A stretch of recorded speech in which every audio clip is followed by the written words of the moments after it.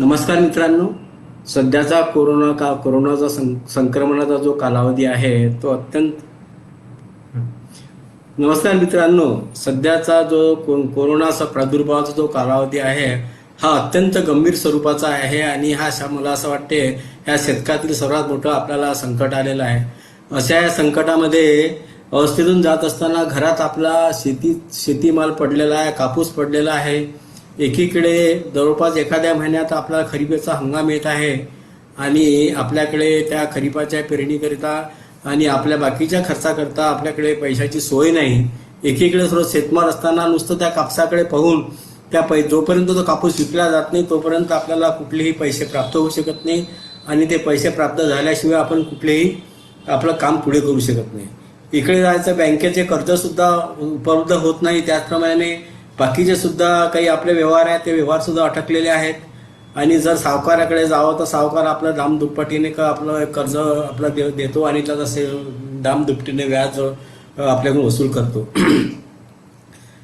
बंधूंनो, हे निश्चितच आहे की जशी रात्र होते नंतर दिवस निघते त्याचप्रमाणे ह्या कोरोनाचं संकट निश्चितच जाईल आणि आपण त्यावर विजय प्राप्त करून लगेच आपले चांगले दिवस येतील आणि चांगले दिवस पुन्हा येतील आणि त्याच्यामुळे सर्वांनी आपल्याला हिमतीनं वागायचं आहे आणि पुढे जायचं आहे. शासनाने कोरोना प्रादुर्भावामुळे बाकीचे व्यवहार काही प्रमाणात कमी जास्त प्रमाणात सुरू केलेले असले तरी शेतीच्या कामाकरिता मात्र पूर्णपणे अशी सूट दिलेली आहे. ते एक चांगली गोष्ट आहे की जेणेकरून आपल्या शेतीचं काम आपण करू शकू. शेतीच्या करता जे पूर्वतयारी करायची आहे, मशागत करायची आहे, मजूर न्यायचे आहे, हे सर्व काम आता आपण चालू करू शकेल. आणि आता लवकरच आपला हा खरीप हंगाम येत असल्यामुळे आपल्याला या खरीपाची तयारी करायची आहे. परंतु हा कापूस जो आपल्याकडे शिल्लक आहे हा कापूस कसा विकायचा हा आपला सर्वात मोठा सध्या प्रॉब्लेम आहे. कारण लॉकडाऊन आहे. साधारणतः 2 महिन्यापूर्वी कॉटन कॉर्पोरेशन ऑफ इंडिया आणि महाराष्ट्र कॉटन फेडरेशननी कापसाची खरेदी बंद केल्यानंतर कापूस तसाच पडून आपल्याकडे आहे. कापूस विक्रीतील अडचणी व उपाययोजना याबाबत मी आपणास आजच्या ह्या संभाषणातून आपणास सांगतो आहे. साधारणतः महाराष्ट्राचं जर पाहिलं तर साधारणतः 44 लाख हेक्टर कापसाचा पेरा आहे आणि ह्या 44 लाख हेक्टर कापसाच्या पेरामध्ये महाराष्ट्रामध्ये 425 लाख क्विंटल कापसाचं उत्पादन होतं. कापसाचे दरवर्षी सेंट्रल गव्हर्नमेंटचे शासकीय हमीदर ठरतात. यावर्षी 5550 रुपये आहेत. मागच्या वर्षी ते 5450 रुपये होते. कापसाचे भाव मागच्या वर्षीपेक्षा वाढल्यामुळे व निश्चितच यावर्षी कापसाचा पेरा आपल्या महाराष्ट्रामध्ये वाढला आणि देशात सुद्धा वाढला. त्याच्यामुळे असं वाटलं की हा विक्रीचा केलेला कापूस आपल्याला एक पुस्तक आपल्याला रक्कम देऊन देईल, आपण सर्व आपले कामं होऊ शकेल. सुरुवातीला खाजगी व्यापाऱ्यांनी जो आहे शिशियासोबत फेडरेशन आणि शिशिया याच्यासोबतच कापसाची खरेदी सुद्धा त्यांची सुद्धा सुरू होती. त्यांनी सुद्धा 5200 ते 5354 पर्यंत प्रति क्विंटल कापसाची खरेदी केली. त्यामुळे शिशिया आणि फेडरेशनची फार अशी काही निकड आपल्याला वाटलेली नाही. परंतु 2-2.5 महिन्यापासून जो लॉकडाऊन झाला या कोरोनाच्या संक्रमणामुळे आणि त्यानंतर जो लॉकडाऊन नंतरचा जो कापसाचा जो आपल्याकडे साठा आहे किंवा कापूस प्रत्येकाने घरात ठेवलेला आहे. कारण सर्वसाधारणतः महाराष्ट्रातील बरेचसे कसे शेतकरी आहेत की तो आपलं झाडबोंड म्हणजे सुरुवातीपासून तर शेवटपर्यंतचा कापूस एकत्र विकण्याची प्रथा आहे. बरेच वेळा कसं असते की होळीला भाव वाढतील त्यामुळे होळीचा एक कालावधी असतो की त्या होळीपासून काही लोक कापसाची विक्री करतात. काही लोक असं आहेत की अक्षय तृतीया होऊ द्या, अक्षय तृतीनंतर आपण कापूस विकू. कारण का त्यांना हे माहित आहे की अक्षय तृतीला दरवर्षी भाव वाढतात आणि आपण अक्षय तृतीयेला आपण कापूस विकू. असंच यावर्षी सुद्धा या अक्षय तृतीयेची वाट पाहत साधारणतः मी जर साधारणतः जो माहिती घेतली किंवा कृषी उत्पन्न बाजार समितीमध्ये ज्या नोंदण्या झालेल्या आहेत त्या नोंदण्या जर पाहता तर साधारणतः 2 ते 2.25 लाख शेतकऱ्यांनी त्या कापूस विकण्याकरता नोंदणी केलेली आहे आणि जो 425 लाख क्विंटल कापूस सध्या महाराष्ट्रामध्ये जो आपला उत्पादित झालेला आहे त्यापैकी जवळपास 150 ते 160 लाख क्विंटल कापूस हा सीसीआय आणि फेडरेशननी जो कापसाचे जे हमीदर आहे त्या दरामध्ये घेतला आणि तेवढाच कापूस हा व्यापारीने सुद्धा घेतला. परंतु आजही साधारणतः 100 ते 120 लाख क्विंटल कापसाचं शेतकऱ्याकडे अजूनही पडून आहे आणि व्यापाऱ्यांचे जे भाव आहे तर व्यापाऱ्याचे भाव जर पाहिले तर 3,000पासून तर 4,000पर्यंत कापसाचे भाव आहे आणि गव्हर्नमेंटचे जे भाव आहे ते 5500 रुपये आहे आणि म्हणजे साधारणतः 1,500 ते 2,000 रुपये क्विंटल कापसाचा दरामध्ये हा फरक आहे. हा फरक आहे आणि 100 लाख क्विंटल कापूस सध्या आपल्याकडे शिल्लक आहे. 1 महिन्यानंतर खरीपाचं पेरणीचं एक येऊन ठेपलेलं आहे आणि ह्या 1,00,000 लाख क्विंटल कापूस ह्या 1 महिन्यामध्ये कापूस विक्री कसा करायचा हा शासनापुढे सुद्धा प्रश्न आहे, आपल्यापुढे सुद्धा प्रश्न आहे. आणि हा कापूस कसा विकला जाईल आणि जर नाही विकला तर साधारणतः मातीमोल दराने आपल्याला कापूस विकावा लागेल आणि ह्या मातीमोल दराने विकलेल्या कापसापासून फार मोठं आपलं नुकसान आहे. आजच जर पाहिलं, आज जो 100 लाख क्विंटल जरी कापूस कमीत कमी घटलं तर आज जवळपास 5,000 ते 5,200 कोटी रुपये शेतकऱ्याचे ह्या कापसामध्ये अडकून पडलेले आहे आणि एवढी मोठी रक्कम ही शेतकऱ्याची अडकून पडल्यामुळे त्या शेतकऱ्याला निश्चितच टंचाई भासत आहे आणि एकीकडे कोरोना, एकीकडे टंचाई, एकीकडे बाहेर जाता येत नाही. या सर्व जे संकट आहे एकत्रित आल्यामुळे शेतकरी अत्यंत असा ह्या विमोचन याच्यामध्ये आहे, संकटकालीन कालावधीतून जात आहे. तरी काय करावं हा सुद्धा प्रश्न निर्माण झालेला आहे. फेडरेशनने कापसाची जे कापूस खरेदी सुरू केली त्यांनी सुद्धा सेंटर जे आहे फक्त 76 सेंटर सुरू केले. कॉटन कॉर्पोरेशनने जे सेंटर सुरू केले आहे ते फक्त 83 सेंटर सुरू केले. म्हणजे जवळपास दोन्हीही मिळून जर कापसाचे सेंटरचे जर एकंदरीत पाहिलं तर 158 ते 160 सेंटर्स फक्त उपलब्ध आहे. आणि कोरोनाचा हा जो लॉकडाऊन नंतर जो सेंटर सुरू करायचे होते ते सेंटर आता हा साधारणतः मे महिन्यामध्ये सुरू झाले, ते पण सर्व प्रकारे सुरू झाले नाही. कोणी तर सुरुवातीला काही 10 सेंटर सुरू झाले, कुठे 25 सेंटर झाले आणि त्यानंतर त्यामध्ये सुद्धा गव्हर्नमेंटने जे आपल्याला एक बंधने घालून दिलेले आहे की एवढाच कापूस एवढ्याच शेतकऱ्यांनी आणलं पाहिजे.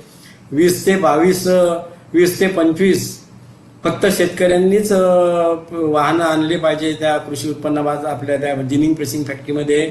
तर एका जिनिंग फॅक्टरीमध्ये 20 ते 25 वाहनं म्हणजे साधारणतः एका वाहनामध्ये 30 ते 40 क्विंटल म्हणजे 600 ते 700 क्विंटल कापूस एका फॅक्टरीमध्ये तो मोजला जाऊ शकतो.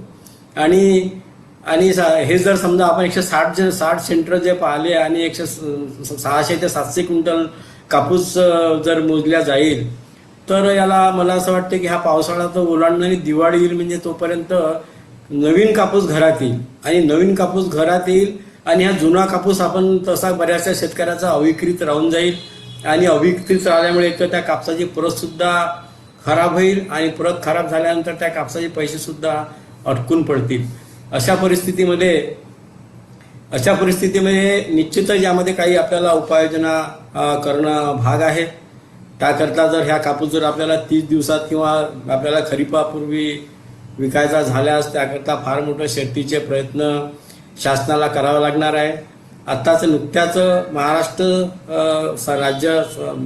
राज्यातील जे कृषी विभाग आहे त्या कृषी विभागातील 100 कृषी अधिकारी साधारणतः यांना ग्रेडरचं ट्रेनिंग देऊन कॉटन ग्रेडर्स नियुक्त करण्याबाबतचं धोरण सध्या अवलंबिलं आहे. त्यांचं सध्या ट्रेनिंग सुरू आहे आणि 4-4 दिवसात 30-30 लोकांची बॅच तयार होत आहे ग्रेडरची. एक बॅच काल निघालेली आहे, दुसरी बॅचचं ट्रेनिंग आज सुरू झालेलं आहे. म्हणजे साधारणतः मला असं वाटते की 8-10 दिवसात हे 100 ग्रेडर ते 100 सेंटर्स कार्यान्वित होतील. परंतु हे 100 सेंटर कार्यान्वित व्हायचे त्याकरता जिनिंग प्रेसिंग फॅक्टरी सुद्धा आपल्याला लागणार आहेत. कारण का जोपर्यंत कापसाचं सेंटर सुरू करायचं आहे, जोपर्यंत जिनिंग प्रेसिंग फॅक्टरी तयार होत नाही तोपर्यंत काय कोण्या ठिकाणी कापूस खरेदी करणार हा सुद्धा एक मोठा प्रश्न आहे. कारण का सध्या उन्हाळ्याचे दिवस आहेत, उन्हाळ्याचे दिवस असल्यामुळे आणि मजूर सुद्धा बाहेर त्यांच्याकडे मजूर होते परप्रांतीय मजूर हे ते निघून गेलेले आहेत. निघून गेल्यामुळे हे मजूर सुद्धा परप्रांतातून आणायचा एक मोठा प्रश्न आहे. बऱ्याच ठिकाणी काही ठिकाणी कलेक्टरनी परमिशन देऊन इतर मजुरांना घेऊन एकीकडे मजूरचा पलायन दुसरीकडे होत्या आणि दुसरीकडून मजूर आणण्याचे सुद्धा एक काम चालू आहे. कारण तोपर्यंत जिनिंग प्रेसिंग फॅक्टरीमध्ये बहुतांश मजूर जे आहे ते परप्रांतातले आहे. महाराष्ट्रातील बऱ्याच ठिकाणी महाराष्ट्रातील जिनिंग प्रेसिंग फॅक्टरीमध्ये महाराष्ट्रातील मजूर कार्यरत राहत नाही.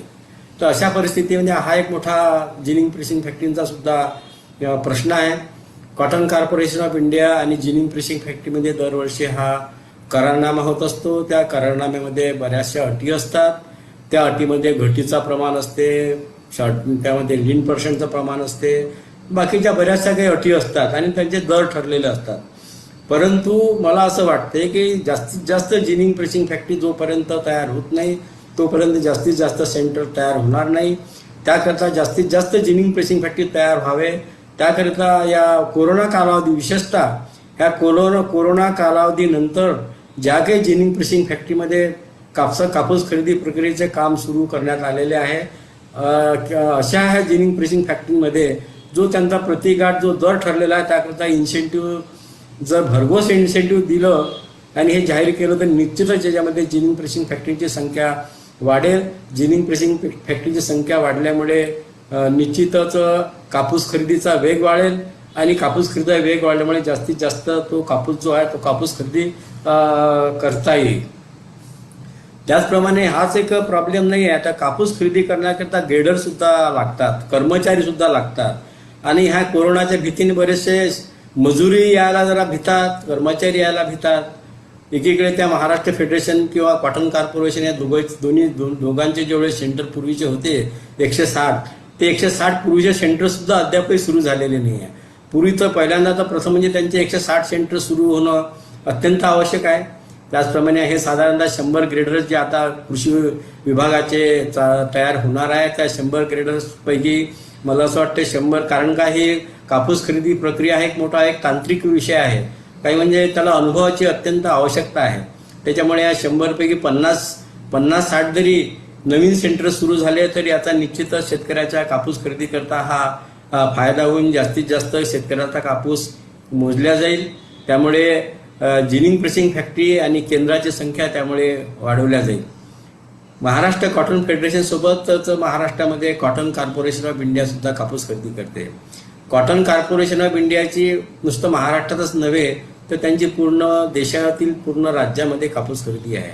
आता वास्तविक पाहता बऱ्याचशा राज्यामध्ये कापूस खरेदी संपलेली असल्यामुळे इतर राज्यामधून त्यांनी जर काही अधिकारी आणले आणि काही सेंटर ते वाढविले तर पुन्हा त्यामध्ये सुद्धा एक फेडरेशन सोबत सीसीआयचा सुद्धा सेंटर वाढवता येईल.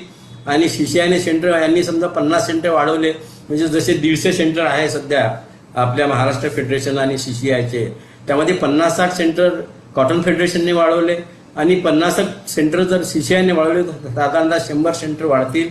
म्हणजे टोटल जवळपास 250 सेंटर होतील. 250 सेंटरवर तर सध्या जे 20 आणि 25 गाड्याची जे लिमिट आहे ती लिमिट सर्वसाधारणपणे 100 गाड्या, 100 वाहनं साधारणतः कापसाचे ते एका फॅक्टरीमध्ये खरेदी केले जातात. तर मी म्हणतो 50-60 जरी वाहनं आपण एका फॅक्टरीमध्ये घेतले आणि हे 150 फॅक्टरी जरी 50 वाहनं म्हणजे साधारणतः रोजचा 2000 क्विंटल कापूस एका फॅक्टरीमध्ये कापूस खरेदी होऊ शकेल. आणि 250 केंद्र जरी म्हटले, 250 केंद्र आणि रोजचा 2000 क्विंटल म्हणजे 2000 क्विंटल म्हणजे 4 ते 5 लाख क्विंटल रोजचा कापूस हा खरेदी होऊ शकेल. आणि हा जर 4 ते 5 लाख क्विंटल रोजचा जर कापूस खरेदी झाला तर एका महिन्यात पूर्ण खरीपाच्या पेरणीच्या पूर्वी महाराष्ट्रातील कापूस पूर्ण हा हमी दराने विकल्या जाऊ शकतो. जर हमी दराने कापूस विकला गेला नाही तर व्यापारी काय करतात, व्यापाऱ्यांचे भाव साधारणतः 2800 ते 4000 आहे. काल तर मी ऐकलं की 2500 एका न्यूजपेपरला आहे की 2500 रुपये पर क्विंटलनं तो जो नॉन एफएक्यू कापूस आहे तो नॉन एफएक्यू कापूस 2500 रुपये क्विंटलनं खरेदी केला. म्हणजे शेतकऱ्यांचं साधारणतः किती नुकसान झालं. एका ट्रॉलीमध्ये 40 क्विंटल जर कापूस खरेदी असेल आणि त्या 5500च्या ऐवजी त्याला 2500 किंवा 3000 रुपये भाव भेटला म्हणजे साधारणतः 2 ते 2500 रुपये एका ट्रॉलीवर म्हणजे 80,000 रुपये एका ट्रॉलीवर एका शेतकऱ्याचे नुकसान. म्हणजे ती आत्महत्या करण्याचीच वेळ पाळी येऊ शकते. अशा परिस्थिती असं हे एक नुकसान होत आहे. तर हे नुकसान टाळण्याकरता ह्या ज्या उपाययोजना आहेत त्या उपाययोजना जर केल्या तर निश्चितच आपल्याला त्या कापसाची खरेदी 1 महिन्याच्या आत आपल्याला पूर्ण आपण होऊ शकते. आणि ही जर कापूस खरेदी केली तर महाराष्ट्रातील कापूस उत्पादक अत्यंत सुखी समाधानी होऊ शकेल. याच्यामध्ये काय आहे की साधारणतः दरवर्षी जो कापसाचा जो हमीदर आहे तो हमीदर हा सेंट्रल गव्हर्नमेंट ठरवतं.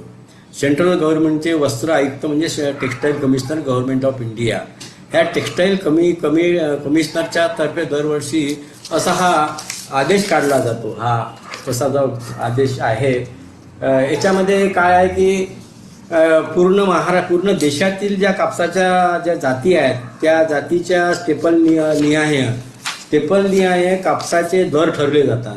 म्हणजे जसं पंजाबमध्ये 20 मिलीमीटर चा जो कापूस आहे तो त्याला म्हणतात आसाम कोमिला बंगाल देशी. त्यानंतर महाराष्ट्रामध्ये सुद्धा का जो आहे महाराष्ट्रामध्ये AK-Y1 हा व्हेरायटी आहे. आणि त्यानंतर बऱ्याचशा ज्या अशा म्हणजे त्याचं जर विभाजन जर केलं तर साधारणतः त्यांनी short staple, medium staple, medium long staple आणि एक्स्ट्रा लॉंग स्टेपल म्हणजे प्रत्येक स्टेपल वाईज त्यांनी एक कॅटेगरी तयार केली आहे. शॉर्ट स्टेपल म्हणजे 20 मिलीमीटर, मीडियम स्टेपल म्हणजे 20.5 ते 24.5 मिलीमीटर, मीडियम लॉंग स्टेपल म्हणजे 25 मिलीमीटर ते 27 मिलीमीटर, लॉंग स्टेपल म्हणजे 27.5 टू 32 मिलीमीटर आणि एक्स्ट्रा लॉंग स्टेपल म्हणजे 32.5 मिलीमीटरच्या वरते. तर एकंदरीत हे पूर्ण ज्या देशामध्ये जो कापसाचं उत्पादन होतं त्या कापसाच्या उत्पादनात असलेल्या ज्या व्हेरायटीच्या नुसार हे सर्व घेतलेलं आहे.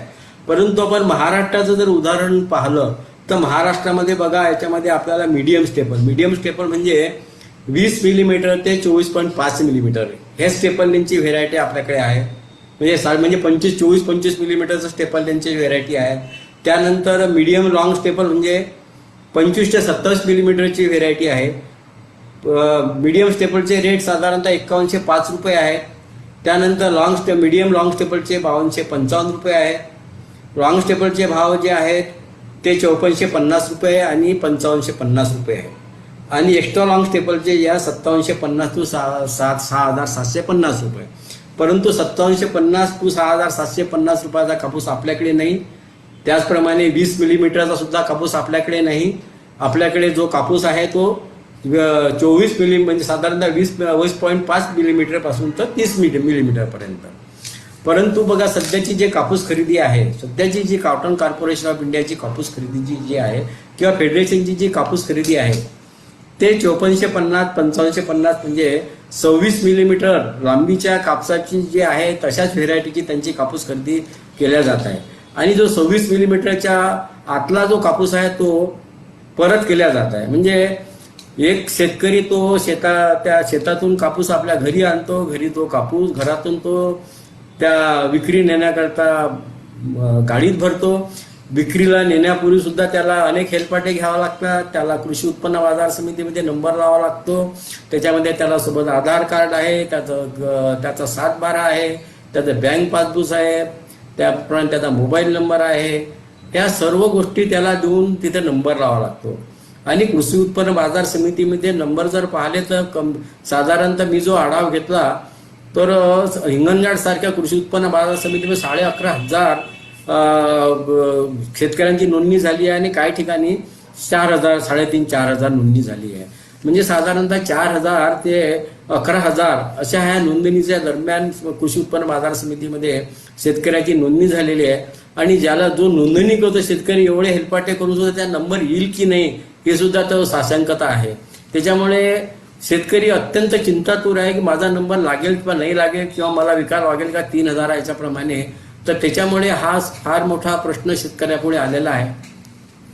तर जो सध्याचा जो प्रश्नच आहे नॉन एफएक्यू कापसात, जसं आपल्याला सेंटर वाढवण्याचा जो मुख्य प्रॉब्लेम आहे त्याचप्रमाणे सेंटरचा प्रॉब्लेम जरी एकीकडे दूर होण्याचा प्रश्न निघू शकला तरी पण नॉन एफएक्यू कापसाचा जो खरेदीचा प्रश्न आहे हा अत्यंत गंभीर आहे. कारण शेतकरी आपला कापूस ट्रॉलीमध्ये किंवा वाहनामध्ये त्या सेंटरवर नेतो. तो सेंटरवर सुरुवातीला तो कापसाचा भाव देतो. जेव्हा तो ती ट्रॉली किंवा ते वाहन खाली होते तर त्यामध्ये तो म्हणतो की हा कापूस आम्हाला चालत नाही, नॉन एफएक्यू आहे, वापस घेऊन जा. म्हणजे तो 5,550 दराचा किंवा 5,450 दर दिलेला कापूस अर्धा कापूस घेतो आणि अर्धा कापूस वापस नेतो. वापस न्यावं तर कुठं न्यावं हा प्रश्न शेतकऱ्याला पडतो. त्यामुळे मग अशा कापसात व्यापारी टपूनच असतात की या कापूसचं कारण काय आहे. त्यांना माहीत आहे आता दुसरा पर्याय नाही, आपल्याला हा कापूस घ्यावा लागणार. तर साधारणतः ते 3,000, 3,500, 2,800, 2,500 म्हणजे वेळ पाहून त्यांची संधी साधून असे हे कापसाचे दर घराने विकावं लागतो. आणि शेतकऱ्याला दुसरा पर्याय नसल्यामुळे तो जसं त्या नेलेला कापूस तर घरी परत नेऊन सुद्धा काही फायदा नाही. त्याच्यामुळे रडत तो जितका कष्टाने पिकवलेला जो कापूस आहे, घामाचा कापूस आहे, त्याचे बिचारे त्याच्यामध्ये विकताना अश्रू पडतात की मी पहा एवढा मोठा एवढ्या मोठ्या श्रमाने पुरवलेला पिकवलेला कापूस आज मला वापस न्यावा लागतो. आणि ह्या वापस न्यावा लागल्यामुळे त्याचं बघा 50,000 ते 80,000 रुपये एका ट्रॉलीमागे नुकसान होते. हे नुकसान त्याची भरपाई करणं सुद्धा ते शक्य होत नाही. तर त्याच्याकरिता हे निश्चितच आहे की हे 26 मिलीमीटरचा आपला कापूस खरेदी करू शकतात. आता याच्यामध्ये मी सुद्धा बऱ्याचशा लोकांना सांगितलं, हे जे गव्हर्नमेंटचं जे सर्क्युलर आहे त्या सर्क्युलरची जर स्टडी कोणीही केली, त्या सर्क्युलरमध्ये सरळ स्पष्ट लिहिलेलं आहे कापसाची जे आहे. मी तुम्हाला वाचून दाखवतो पाहिजे तर की याच्यामध्ये जर समजा स्टेपल लेंथ आणि मायक्रोनियर हे दोनच बाबी याच्यामध्ये प्रामुख्याने दिलेले आहे. आणि यामध्ये कुठल्याही पॅरामीटर्समध्ये समजा कमी असलं, याच्यामध्ये मुख्य पॅरामीटर्स काय आहे की स्टेपल लेंथ आहे, त्याच्यानंतर मायक्रोनियर आहे, त्याच्यानंतर त्यामध्ये 8% हे मॉइश्चर असायला पाहिजे. 8 ते 12% तो मॉइश्चर असेल तर स्वीकारू शकतो. 12% वर असेल तर तो परत करू शकतो.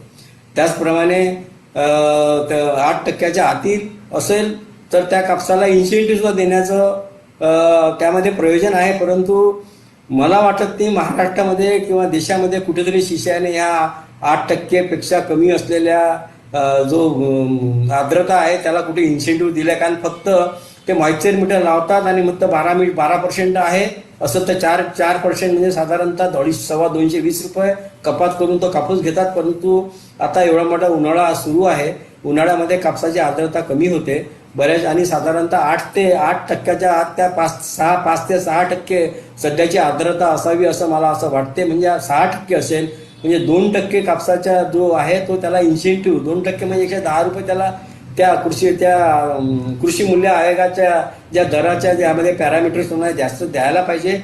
परंतु तो दिल्या न जाता देत नाही, उलट तो कापूस वापस केला जातो. दुसरी गोष्ट म्हणजे बघा कसं आहे की एकाधिकार कापूस खरेदी योजनेच्या अंतर्गत जेव्हा कापूस खरेदी होत होती तेव्हा सुपर, FAQ, फेअर, कवडी.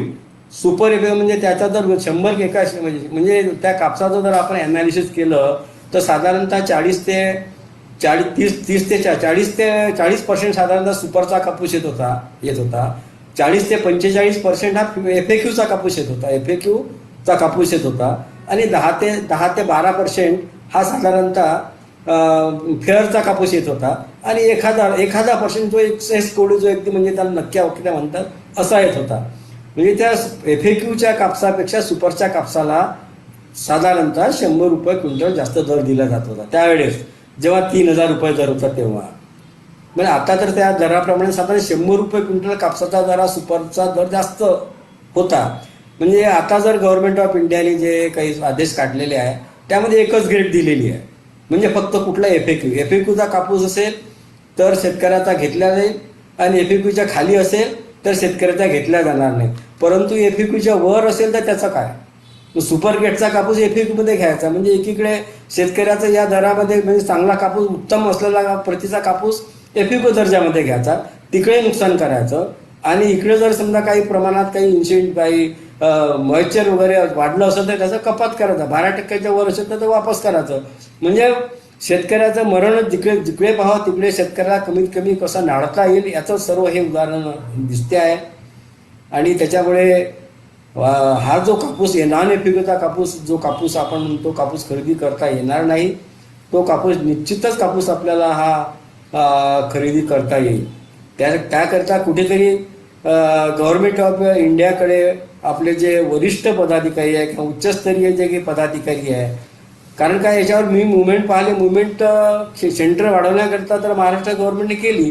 ते महाराष्ट्र गव्हर्नमेंटच्या अखत्यारी असल्यामुळे कृषी विभागाचे अधिकारी त्यांनी ट्रेनिंग देऊन 100 कृषी अधिकारीचं त्यांनी ग्रेडरमध्ये ट्रेनिंग सुरू करून ग्रेडरची संख्या वाढवली आणि केंद्राची संख्या सुद्धा वाढेल. परंतु जे FAQचा जो कापूस वापस केला जातो, नॉन FAQचा कापूस, त्याच्यावर अजूनही काही तोडगा निघालेला नाही आहे. आणि याच्यावर तोडगा निघणं म्हणजे काहीच कठीण नाही आहे. फक्त टेक्स्टाईल मिल मंत्रालय म्हणजे जो वस्त्र मंत्रालय किंवा कृषी मंत्रालय गव्हर्नमेंट ऑफ इंडिया यांच्याकडून यांना फक्त एक आदेश पाहिजे, म्हणजे फक्त याच्याप्रमाणे कापूस खरेदी करा. किंवा आणि मी तर असं म्हणतो, उद्या कोणी याच्यामध्ये कोर्टात जाऊ शकेल यांच्या विरुद्ध, ह्या परिपत्रकाविरुद्ध, की या परिपत्रकाच्या आधारे तुम्ही कापूस खरेदी केला नाही आणि शेतकऱ्याची अरबो रुपयाचं नुकसान केलं. अरबो रुपयाचं नुकसान तर केलं, त्याच्यामुळे आत्महत्या वाढतील आणि ह्या आत्महत्या वाढल्यामुळे जे आत्महत्याचं नुकसान हे पैशामुळे भरून निघू शकत नाही, हे याच्यामुळे फार मोठं याची एक प्रॉब्लेम तयार होईल. तर याची निश्चितच वरिष्ठ पातळीवर दखल घेतली तर हा FAQ कापूस याच्यामध्ये खरेदी करता येते हे जर त्यांनी पाहिलं, याच्यामध्ये स्पष्ट प्रश्न दिलेला आहे, स्पष्ट सूचना दिलेल्या आहे याच्यामध्ये, की हा कापूस FAQ जो आहे जरी तुम्ही मग लॉंग स्टेपलमध्ये नका खरेदी करू, शॉर्ट स्टेपलमध्ये खरेदी करा. किंवा आता सध्याच्या परिस्थितीमध्ये महाराष्ट्रामध्ये फक्त लॉंग स्टेपल आणि मीडियम लॉंग स्टेपल या दोनच कॅटेगरीमध्ये कापूस खरेदी होत आहे. आणि याच्या मीडियम स्टेपलमध्ये कापूस खरेदी होत नाही. आणि जो कापूस नॉन FAQ समजतात, त्या नॉन FAQ कापसाचा जर समजा त्याचे जर आपण टेस्ट केले तो निश्चितच तो 25 मिलीमीटरच्या वर आहे. उलट त्या नॉन FAQच्या कापसाचा उतारा, रुईचा उतारा जो आहे तो आता 34-35 असतो, त्याचा 2-3% जास्त आहे. म्हणजे रुई जास्त मिळते त्या कापसामध्ये आणि तो रुईचा एक फायदा मिळतो. कारण काय आहे की त्यामध्ये मॉइश्चर कमी झाल्यामुळे हा मॉइश्चर रुईतलं कमी होऊन त्याचं रुईचं प्रमाण वाढते आणि रुईचं प्रमाण वाढलं तर त्या कापसाचे सुद्धा दर वाढतात. त्याच्यामुळे इनडायरेक्टली याच्यामध्ये काहीच नुकसान होणार नाही. फक्त यांना CCI कॉटन कॉर्पोरेशनला वरच्या स्तरावरून यांनी आदेश दिले पाहिजेत. हे जर आदेश दिले तर निश्चितच आज जो शेतकऱ्याची हेळसांड होत आहे ती हेळसांड होणार नाही आणि शेतकरी आनंदात राहील. आणि सध्याच्या ह्या कोरोनाच्या संकटात जो सध्या संकट येत आहे त्या संकटाला जसं गव्हर्नमेंटने बाकीच्या लोकांना मदत केली आहे त्याचप्रमाणे या शेतकऱ्यांना सुद्धा मदत होईल. आपणच मी एक महत्त्वाचा मुद्दा सांगू इच्छितो की महाराष्ट्रामध्ये जी कापूस खरेदी सध्या सुरू आहे सेंट्रल गव्हर्नमेंटच्या आधारित म्हणजे MSP जे दराने, त्यामध्ये MSP दराने जो कापूस खरेदी होता ही जी खरेदी आहे ही जरी महाराष्ट्र फेडरेशन खरेदी करत असेल परंतु ही खरेदी गव्हर्नमेंटची आहे. यामध्ये महाराष्ट्र गव्हर्नमेंटच्या तिजोरीतला एक दमडी सुद्धा जात नाही आहे. कारण का पूर्ण कापसाची खरेदीचं पूर्ण जे एकंदरीत जी काही लागत आहे ते लागत त्यांना पूर्णपणे सेंट्रल गव्हर्नमेंटकडून परत मिळते आहे. त्यामुळे सेंट्रल गव्हर्नमेंट जसं कापूस उत्पादकाकरता काहीतरी करत असल्याचं दिसते, तर अशा ह्या कोरोनाच्या संक्रमणामध्ये महाराष्ट्र गव्हर्नमेंटनं काहीतरी केलं पाहिजे. कारण काय आहे की महाराष्ट्र गव्हर्नमेंट उद्या जर गव्हर्नमेंटनं कापसाकरता काय केलं हा प्रश्न आजचा प्रश्न आहे. आजचा सर्वात मोठा प्रश्न लोकांना आहे की मग ह्या कोरोनाच्या कालावधीमध्ये महाराष्ट्र गव्हर्नमेंटने काय केलं. फक्त 100 ग्रेडर त्या कृषी विभागाचे तयार केले, परंतु दराकरता काय केलं, काहीच केलेलं दिसत नाही आहे. तर याच्यामध्ये होऊ शकते. तुम्हाला मी सांगतो की 2004 म्हणजे बघा एकाधिकार कापूस खरेदी योजना सुरू असताना दरवर्षी कापसाचा एकाधिकार कापूस खरेदी योजनेमध्ये कापसाचे दर राज्य शासन पहिल्यांदा ठरवत होते. त्यानंतर काही वर्षांनी काय झालं की जे काही हमीदर असतील त्या हमीदरानेच कापूस खरेदी करावं असे धोरण ठरलं. तर कापूस खरेदी करताना जो हमीदर होता आणि आपला महाराष्ट्राचा जो प्रोडक्शन कॉस्ट आहे ती सर्वात कमी आहे. कारण काय आहे, जर आपण देशाच्या पातळीवर कापसाचे उत्पादित जे राज्य आहेत जसं पंजाब, राजस्थान, हरियाणा, त्यानंतर आंध्र प्रदेश, कर्नाटक, तेलंगणा, गुजरात आहे, मध्य प्रदेश आहे. ह्या राज्यामध्ये पंजाब, राजस्थान, हरियाणामध्ये 98% ओलित आहे. बाकीच्या राज्यामध्ये 50 ते 70% ओलित आहे. महाराष्ट्रामध्ये फक्त 4% ओलित आहे. त्याच्यामुळे कापसाचं उत्पादन जर प्रति हेक्टरी जर पाहिलं तर महाराष्ट्रात सर्वात कमी आहे. म्हणजे गुजरातपेक्षा किंवा पंजाब राजस्थानपेक्षा किंवा इतर राज्याच्या तुलनेत महाराष्ट्राचं उत्पादन जवळपास म्हणजे 60% आहे. म्हणजे तिकडे 10 क्विंटल कापसात म्हणजे 60% म्हणजे साधारणतः दीडपट म्हणजे गुजरातच्या मानाने किंवा पंजाबच्या मानाने त्यांच्या जसं आपलं 4 क्विंटल एकरीचं उत्पादन आहे महाराष्ट्राचं, त्यांचं 8 क्विंटल एकरी आहे. म्हणजे आपल्यापेक्षा दुप्पट उत्पादन आहे. तरी पण कापसाचे जे हमी दर आहे जे कृषी मूल्य आयोग ठरवते ते देशाच्या पातळीवर पूर्ण सर्व राज्यांना एकसारखे. म्हणजे आमचं 4 क्विंटल आहे आणि त्यांचं 10 क्विंटल आहे. त्यांना कमी द्या किंवा आम्हाला मग इन्सेंटिव्ह द्या. तर 4 क्विंटल कापसाला आणि महाराष्ट्रात त्याच्यामुळे कापसाचा दर कमी असल्यामुळे त्यावेळेच्या गव्हर्नमेंटनी महाराष्ट्र गव्हर्नमेंट त्यामध्ये साधारणतः मी 94-95 ते 2004-05चा एकंदरीत मी आढावा घेतला. तर त्यामध्ये सर्वच पक्षाचे सरकार आलेत. त्या प्रत्येक पक्षाच्या सरकारने शेतकऱ्यांना कापूस उत्पादकांना भरघोस अशी मदत केली.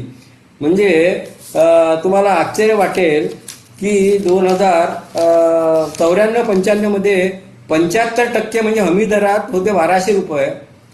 1200 रुपये हमी दर असताना 890 रुपये त्यांनी ॲडिशनल प्राईस दिली. म्हणजे 1290 म्हणजे 75% जवळपास हमी दराच्या व्यतिरिक्त म्हणजे 2090 दर केले. म्हणजे हा आढावा जर घेतला तर कमीत कमी 25% जास्तीत जास्त 75% हा असा गव्हर्नमेंटनी हमी दरापेक्षा अतिरिक्त दर महाराष्ट्रीय शेतकऱ्यांना देऊन महाराष्ट्र शेतकऱ्याला अत्यंत असं एक भरघोस असं त्याच्यामध्ये मदत केलेली आहे. या 10 वर्षामध्ये जर मी त्याचा फिगर काढला या 94-95 पासून तर 2004-05 मध्ये त्यामध्ये हमी दरापेक्षा गव्हर्नमेंट ऑफ महाराष्ट्राने जवळपास 6500 कोटी रुपये त्या हमी दराच्या व्यतिरिक्त शेतकऱ्यांना दिले. म्हणजे आणि आता त्याची जर तुलना आता यावर्षी केली किंवा कारण काय दरवर्षी कापसाचे दर व्यापाऱ्याचे दर जास्त असल्यामुळे जे MSPचे दराचे काही जरांना काही प्रॉब्लेम येत नाही. जसं मागच्या वर्षी कापसाचे जे दर होते ते 6000 म्हणजे जवळपास 5800 ते 6500 रुपये होते आणि आपले हमी दर 5450 रुपये होते. त्यामुळे त्या MSP दराचा काही फरक पडला नाही. खरेदी त्या वाढवले का नाही वाढवले कारण गव्हर्नमेंटला शेवटी शेतकऱ्याला 6000च्या वरच कापसाचे दर मिळालेले आहेत. परंतु यावर्षी हा प्रश्न निश्चितच आलेला आहे. कारण काय की आता व्यापाऱ्याचे दर आहे 4328 पासून तर 4000 दर आहे आणि गव्हर्नमेंटचे दर आहे 5550 रुपये. तर ह्या 5 म्हणजे जवळपास 1500 रुपयाचा जो 1500 ते 2000 रुपयाचा फरक सध्या शेतकऱ्यांना भुर्दंड होत आहे. तर अशा ह्या कालावधीमध्ये निश्चितच महाराष्ट्र सरकारने जर शेतकऱ्याच्या पाठीवर मदतीचा हात ठेवला तर निश्चितच त्याकरता त्यांना एक आनंदाचे दिवस येतील आणि तिथंच कापसाची खरेदी सुद्धा पूर्ण होईल. तर त्याच्यामध्ये मला प्रामुख्याने सांगायचं एकच वाटतं त्याच्यामध्ये की कापसाचे एक म्हणजे प्रमुख 2च कारण आहे की कापसाचे कसं आहे सेंटर वाढायला पाहिजे. सेंटर वाढले त्याच्यानंतर नॉन एफिक्यूचा जो कापूस आहे तो नॉन एफिक्यूच्या कापसाला जो गव्हर्नमेंट ऑफ इंडियाचा जो सध्या हे त्या सर्क्युलरप्रमाणे कापसाच्या खरेदीचं बाध्य केलं पाहिजे आणि त्यामध्ये त्यांनी 5105 याच्यामध्ये बघा जो दर दिलेला आहे म्हणजे मीडियम स्टेपलसाठी एक आहे 5105 रुपये आणि दुसरं मीडियम लॉंग स्टेकरमध्ये सुद्धा जाऊ शकतो कारण 24.5 ते 25.5 स्टेपल लेनमध्ये 5255 रुपयाचा दर आहे. यामध्ये 100 रुपयाचं जे मायक्रोनेटचं जरी डिडक्शन केलं तर कमीत कमी 5000 रुपये आणि 81 रुपये दर त्यामध्ये हे निश्चितच देऊ शकते आणि त्यामुळे हा प्रश्न हा निश्चितच सुटू शकते. आणि याच्या पलीकडे जर काही समजा काही दुर्दैवानं जर पेरणीपूर्वी किंवा खरीपापूर्वी कापसाचं जर विक्री होऊ शकली नाही तर मला असं वाटतं याच्याकरता मग गव्हर्नमेंटनं अजून काहीतरी प्रयोजन करणं आवश्यक आहे. कारण काय आहे की जसं पूर्वी महाराष्ट्र गव्हर्नमेंटने सुद्धा काही ठिकाणी सोयाबीनला काय आपल्या मला वाटतं मागच्या वर्षी 300 रुपये कृषी उत्पन्न बाजार समितीमध्ये कारण ज्या वर्षी त्या सोयाबीनवर फार मोठा प्रादुर्भाव झाला होता उत्पादन कमी झालं होतं तर त्यावेळेस शासनानं त्या कृषी उत्पन्न बाजार समितीमधल्या ज्या सोयाबीन विक्रीच्या पावत्या दाखवा, आता म्हणजे पावत्यानुसार 300 रुपये प्रति क्विंटल प्रमाणे की 300 किंवा 400 रुपये प्रति क्विंटल प्रमाणे सानुग्रह अनुदान असं दिलेलं होतं. आणि या सानुग्रह अनुदान दिल्यामुळे त्या काहीतरी शेतकऱ्यांना त्यावेळेस मदत झाली. किंवा जसं मध्य प्रदेश सरकारने किंवा जसं त्यांनी एक भावांतर योजना राबवली की व्यापाऱ्याला जो काही व्यापाऱ्याला जो काही दराने तुम्ही विकाल आणि जो काही आपला हमी दर असेल, हमी दर आणि व्यापाऱ्याचा दर यामधील जो फरक असेल तो दर त्यांनी दिलेला आहे. किंवा जास्तीत जास्त फारच कमीत कमी एवढं तरी करावं की पूर्वी तरी कमीत कमी 5200-5300 रुपये कोरोनाच्या पूर्वी शेतकऱ्यांनी व्यापाऱ्यांना कापूस विकलेला आहे. परंतु ह्या संक्रमण काळात किंवा लॉकडाऊन नंतर ज्या शेतकऱ्यांनी कापूस विकलेला आहे आणि ज्यांनी CCI आणि फेडरेशनला विकलेला नसेल त्या शेतकऱ्यांनी कृषी उत्पन्न बाजार समितीच्या ज्या पावत्या आहे त्या पावतीनुसार कमीत कमी 1000 ते 1500 रुपये प्रति क्विंटल हे अनुदान दिलं तर त्या अनुदान दिल्यामुळे शेतकऱ्यांना एक ती मदत होईल. आणि कारण काय की हा जो 100 लाख क्विंटल जो कापूस आहे आपण म्हणतो, परंतु प्रत्यक्षात हा मोजला जाईल किंवा नाही जाईल. कारण काय शेवटी हे यामध्ये नॅचरल कॅलॅमिटीज आहेत, पाऊस आहेत, बाकीच्या गोष्टी आहेत. तर हा कापूस जर मोजला गेला नाही तर व्यापाऱ्यांना विकल्याशिवाय त्या पर्याय नाही. त्याच्यामुळे शेवटचा पर्याय म्हणून हा जो 1000 ते 1500 रुपये क्विंटल या दराने शेतकऱ्यांना जे आहे त्या शेतकऱ्यांना त्याने एक सानुग्रह मदत करावी, जेणेकरून त्या शेतकऱ्यांना त्याचा एक मदत होईल आणि ह्या संकटकाळीमध्ये या कोरोनाच्या कालावधीमध्ये जो त्यांना मदत होईल.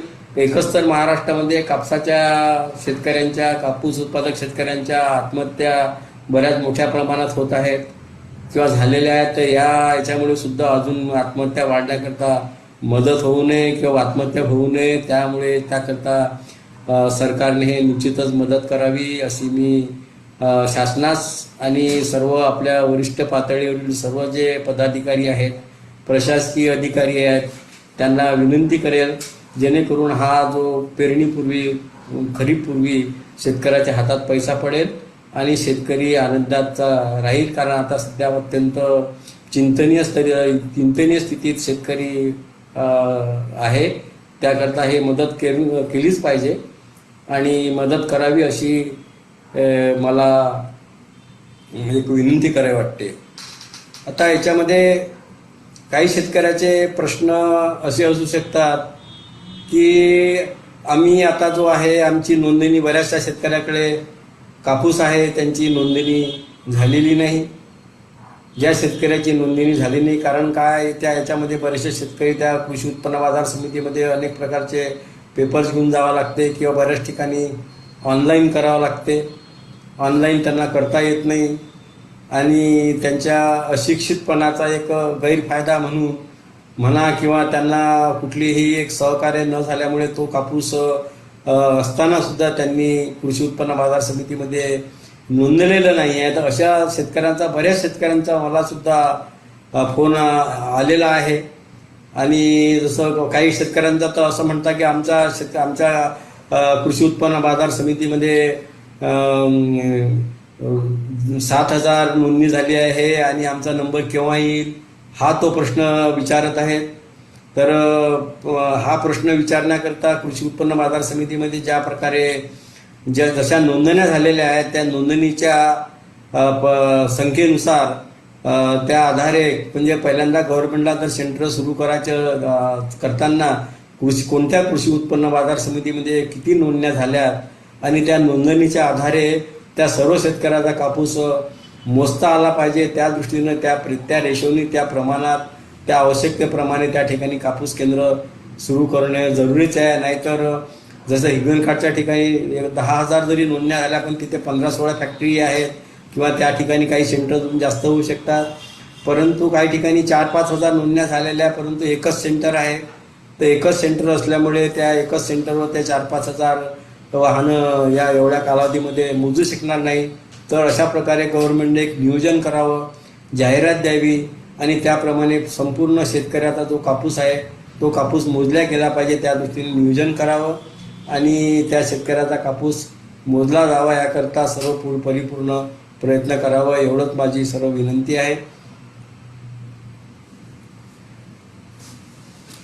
काही शेतकऱ्यांचे प्रश्न आलेले आहेत,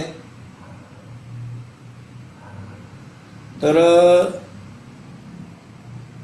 त्याच्यामध्ये एक महत्त्वाचा प्रश्न असा आहे की यांचा पैशाची व्यवस्था कशी होईल.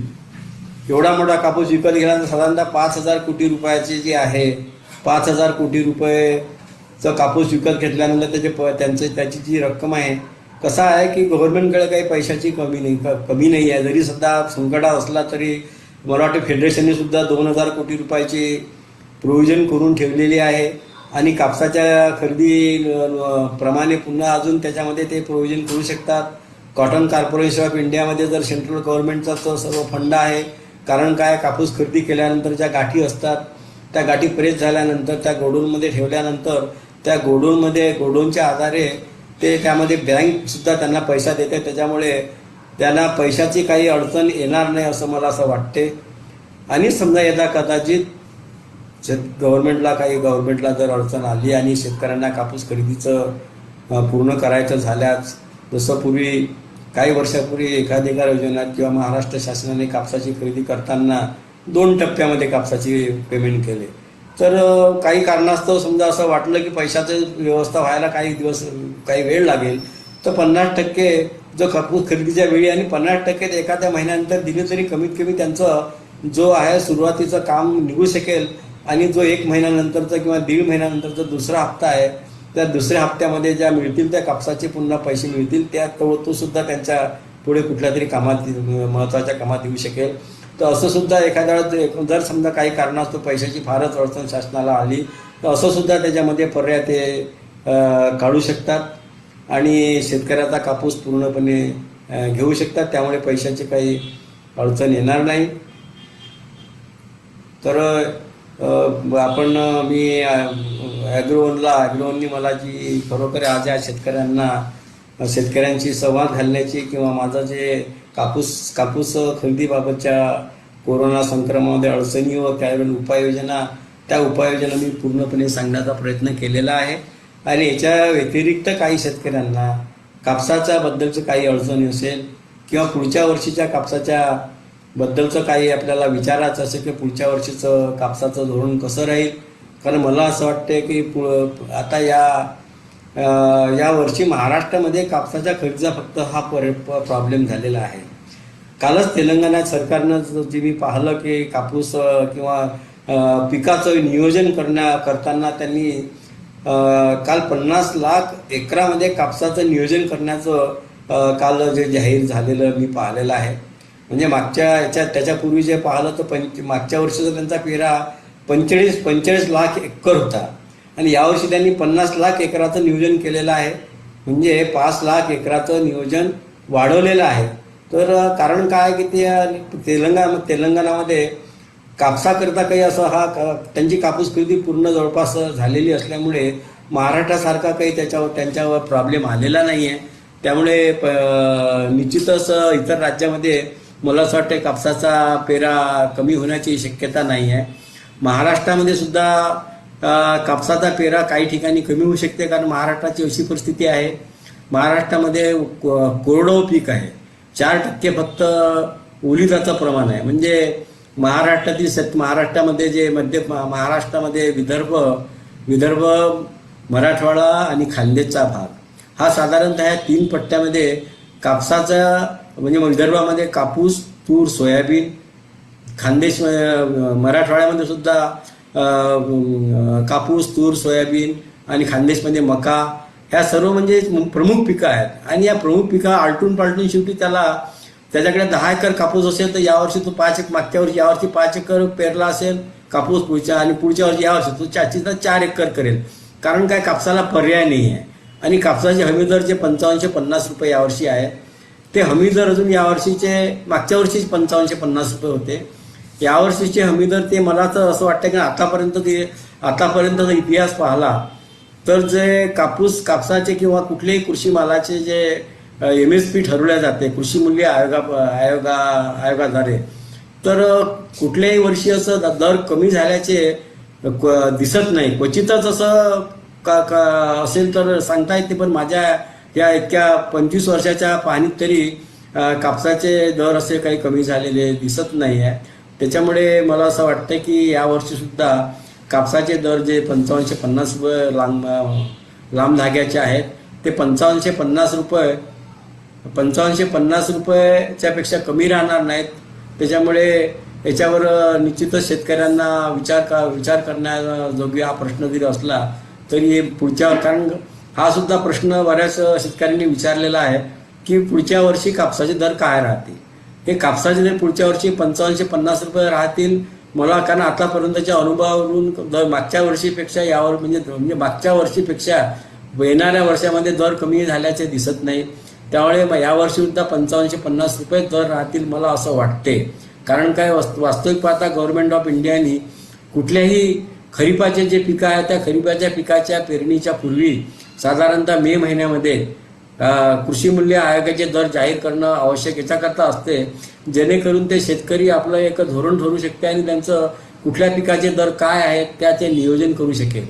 कारण काही जर त्यांना कापसाचं पीक कमी करायचं असेल तर हे अगोदरच त्यांनी ठरवलं पाहिजे की आमचे हे दर कमी राहतील आणि अगोदर जाहीर केलं पाहिजे.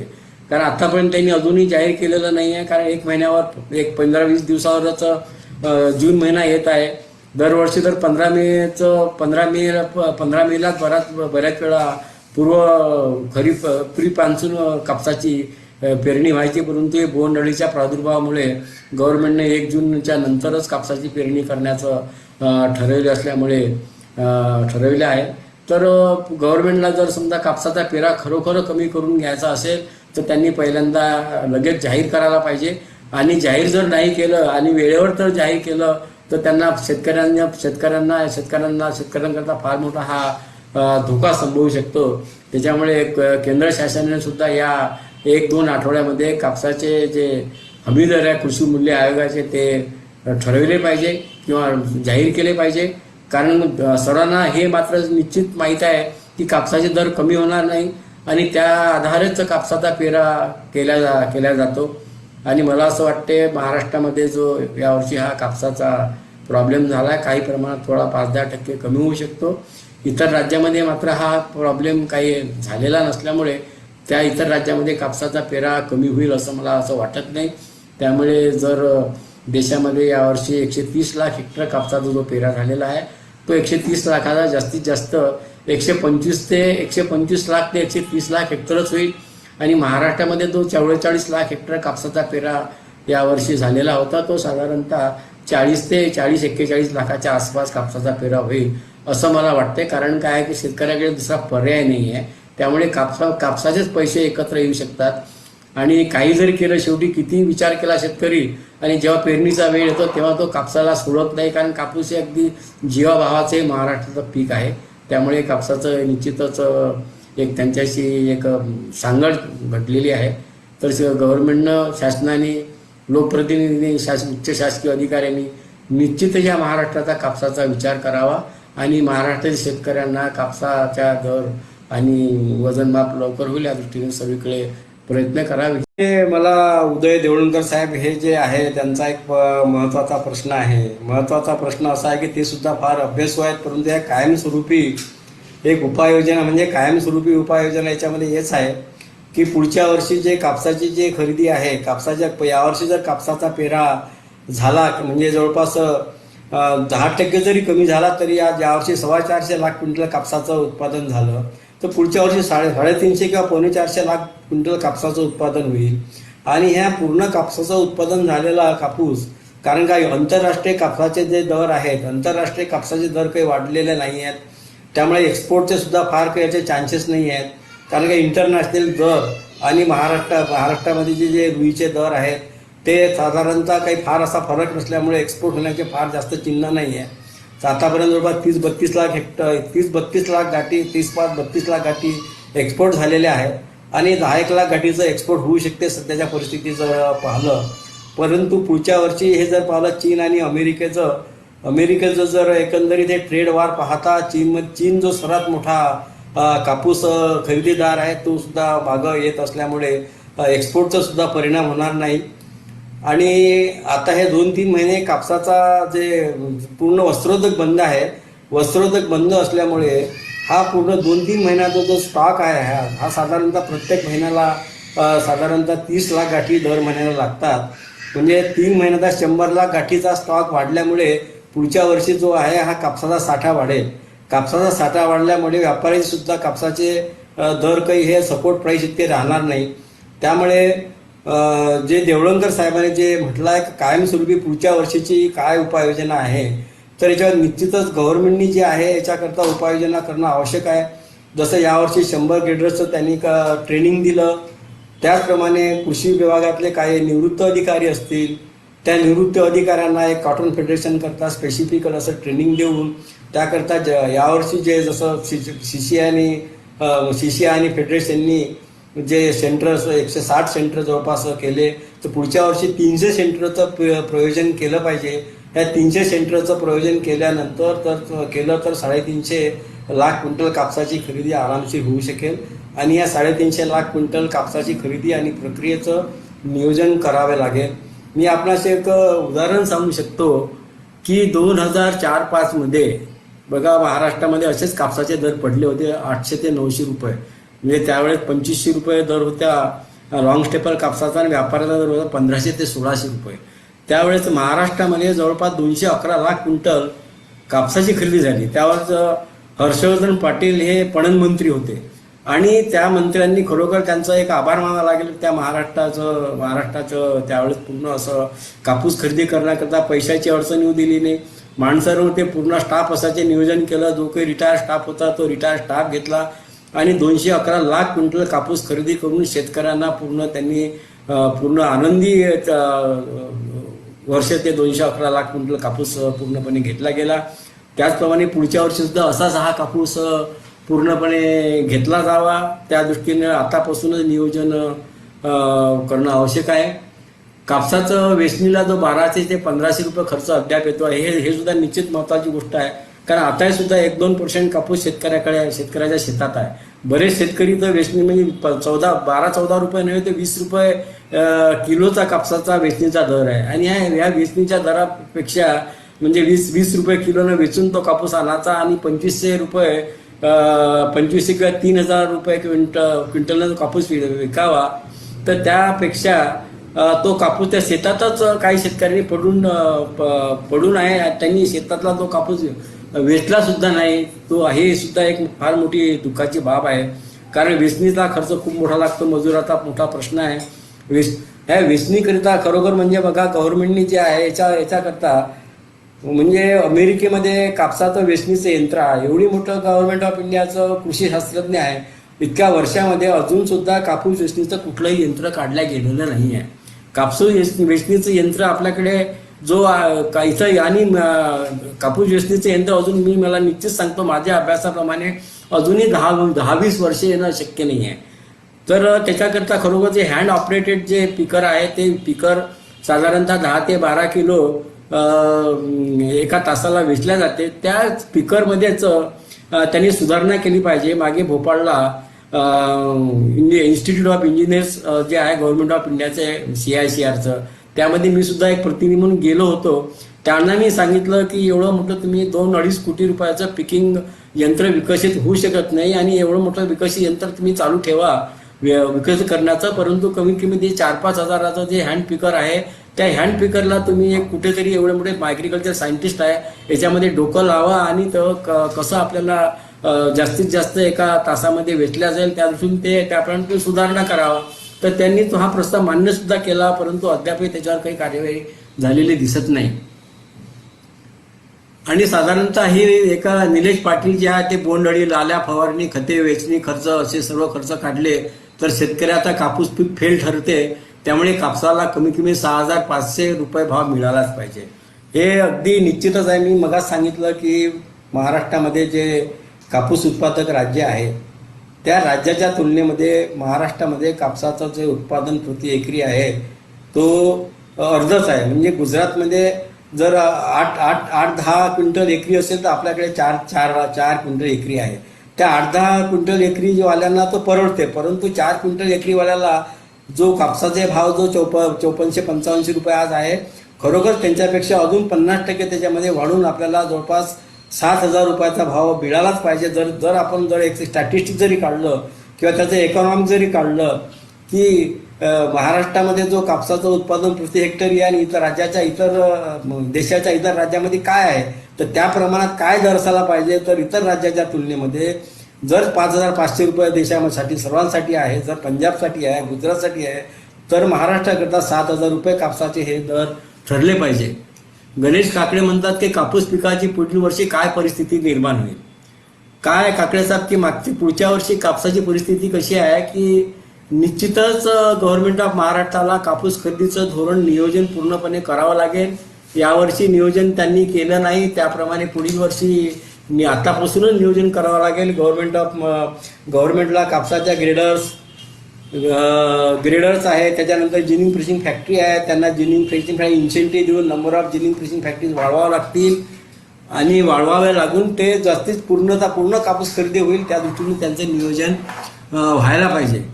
आणि त्या दृष्टीने निश्चितच यावर्षी काहीतरी आपलं गव्हर्नमेंट बोध घेईल. कारण मी माझ्याकडे डाटा आहे, मी सांगू शकतो की कुठल्या वर्षी किती रुपये गव्हर्नमेंट ऑफ महाराष्ट्राने हे दिलेलं आहे. तर त्या माझ्याकडे पूर्ण डाटा आहे. 94-95ला 1200 रुपये जो दर होता, हा मी काढलेला डाटा की 1200 रुपये 94 म्हणजे 1200 रुपये हमी दर होता. 890 रुपये अतिरिक्त देऊन 2,000 रुपये 2,090 रुपये म्हणजे जवळपास 75% दिला. आणि 4-5 मध्ये सुद्धा 1960 होता, तो 540 रुपये दिला. म्हणजे साधारणतः 25% गव्हर्नमेंटनी आपला भार सहन केला. म्हणजे जर 5550 मध्ये 25% म्हणजे साधारणतः जरी 1,500 रुपये जवळपास जरी म्हटलं तरी 7,000 रुपये हा कापसाचा दर आपल्याला देऊ शकतो. पूर्वीच्या गव्हर्नमेंटने आपल्याला 10 वर्षाचा माझ्याकडे आढावा आहे, त्यांनी दिलेला आहे अतिरिक्त दर, त्याप्रमाणे अतिरिक्त दर महाराष्ट्राकडे द्यावा, जेणेकरून महाराष्ट्रातील शेतकऱ्यांची परिस्थिती, कापूस उत्पादकाची परिस्थिती निश्चितच चांगली होईल आणि हमखास कापसाचं पीक घेतल्या जाईल. राहुल महाभरे म्हणतात कापूस पिकाला पर्याय पीक म्हणून कोणते पीक घेता येईल. कापूस पिकाला पर्याय पीक म्हणजे विदर्भात म्हटलं तर सोयाबीन किंवा तूर हेच एक पर्याय पीक आहे. आणि मराठवाड्यामध्ये सुद्धा हेच आहे. आणि जळगावमध्ये वगैरे खानदेशमध्ये हे मका वगैरे मोठ्या प्रमाणात घेतला जातो. तर कारण काय की इरिगेशन नसल्यामुळे आपल्याला पर्याय फार असं नाही आहे. त्याच्यामुळे कापूस कसा हा जीवाभावाचं पीक आहे. काही जरी म्हटलं तरी कापूस पेरल्याशिवाय शेतकऱ्याला आनंदही वाटत नाही, मजाही वाटत नाही. म्हणजे शेतकरी हा म्हणजे कापूस म्हणजे एका लेकरासारखं काम झालेलं आहे की कापूस नसेल तर असं वाटतं की मी काहीच नाही केलं यावर्षी. आणि कापसाचं कसं एकत्र पैसे येतात आणि एका वेळेस ते एकमुस्त पैसे मिळत असल्यामुळे ते कुठलं तरी एक मोठं काम होऊ शकतं. त्याच्यामुळे कापूस पिकाकडून एक बाजूला लोक जाण्यास तयार होत नाही.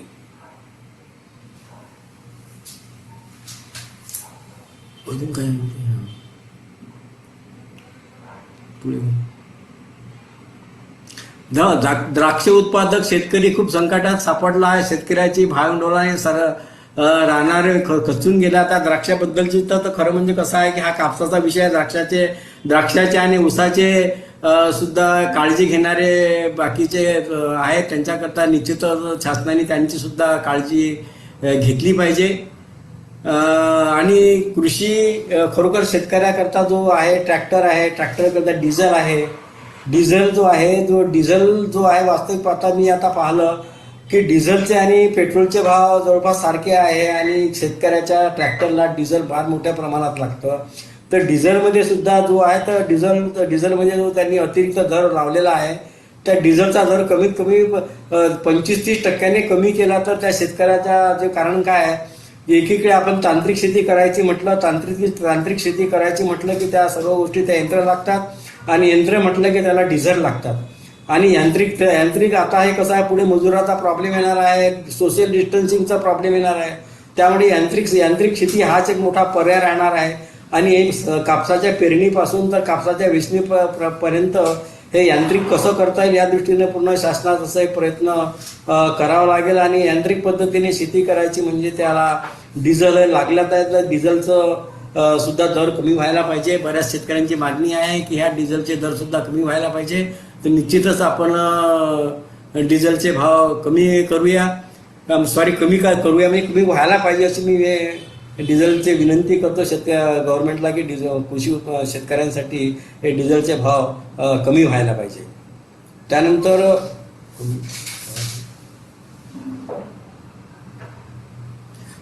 दुसरी गोष्ट म्हणजे देवळंकर साहेबांनी म्हटलं की सिंगल जिनिंगची फॅक्टरी. आता बघा, सर्वात महत्त्वाची आनंदाची गोष्ट अशी आहे की पूर्ण जगामध्ये भारत असा आहे की ज्याच्यामध्ये कापसाची विक्री केल्या जाते. बाकीच्या ठिकाणी सर्व मूल्यवर्धन केल्या जाते, म्हणजे कापसापासून रुई तयार केली जाते आणि हे रुईचे दर रुई विकल्या जाते.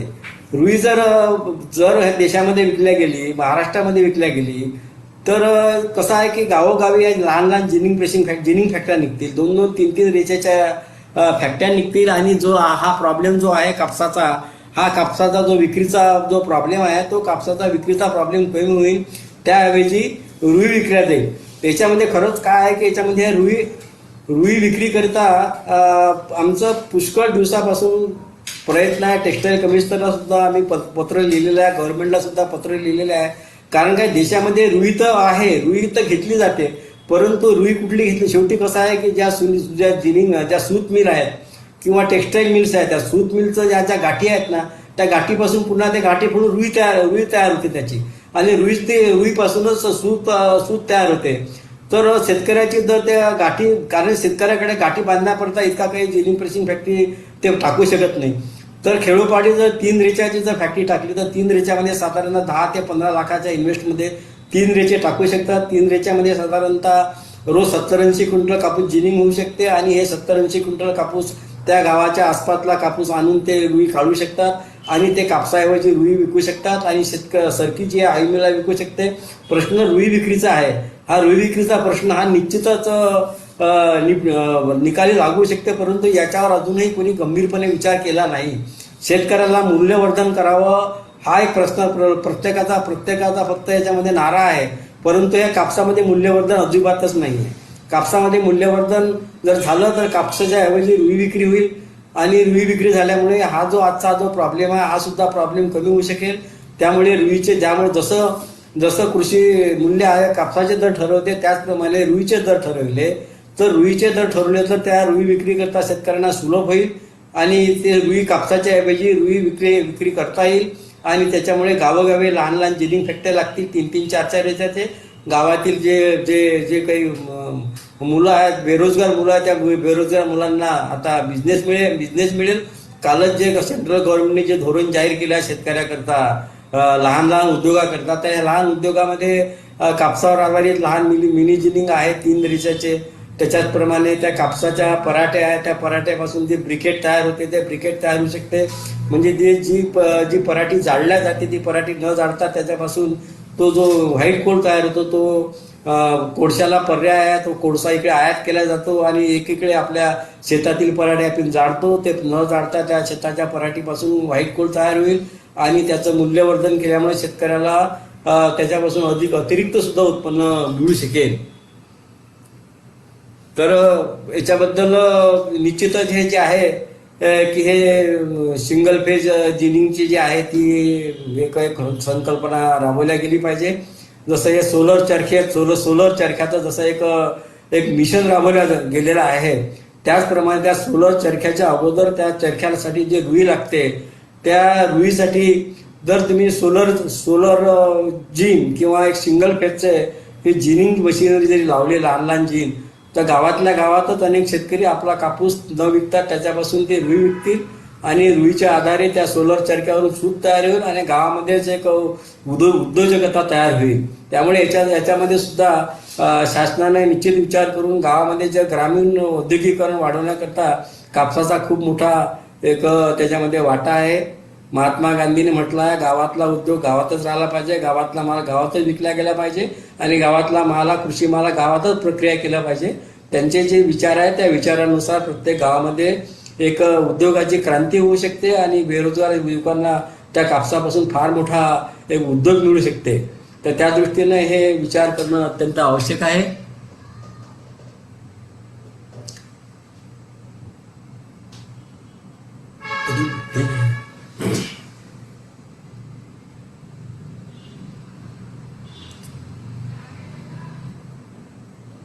पुढे तर मित्रांनो, आपण खूप आम्हाला प्रश्न चांगल्या माहिती दिली त्या प्रकारे, आणि याच्यामध्ये याच्यापेक्षा जर आपल्याला काही माहिती लागली किंवा कुठलं कापसाच्या दराबद्दल किंवा कापसाच्या पिकाबद्दल माहिती लागली तर माझा नंबर आहे 7709515555 7709515555.